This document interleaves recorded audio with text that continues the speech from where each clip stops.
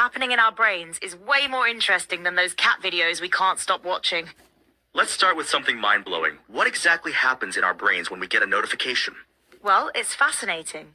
When we receive a like or notification, it triggers activity in our brain's reward circuit, specifically the ventral striatum and prefrontal cortex.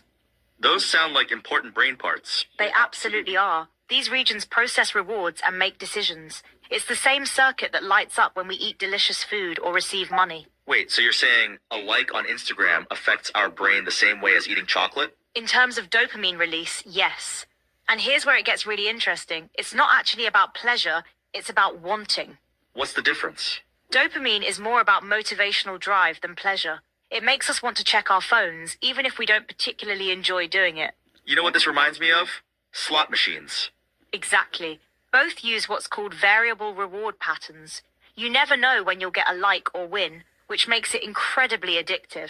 Let's talk about teens. How are they handling this dopamine slot machine in their pockets? Recent research from Pew shows some concerning trends. About 45% of teens say they spend too much time on social media, up from 36% in 2022. That's a significant increase. And here's what's really interesting. 48% of teens think social media negatively affects their peers, but only 14% think it affects them personally. That's quite a gap between perceived personal and general impact. It's called the third person effect. We tend to think media affects others more than ourselves, but the impact is very real for everyone. Are there gender differences in how social media affects teens? Yes, and the numbers are striking. Teen girls are nearly twice as likely as boys to say social media hurts their mental health. 25% versus 14%. That's a significant difference. And it extends to confidence too. 20% of girls report negative impacts on their confidence compared to 10% of boys. But it's not all doom and gloom, right? There must be some benefits? Absolutely. 74% of teens say these platforms make them feel more connected to friends, and 63% see them as outlets for creativity. That's actually higher than I expected.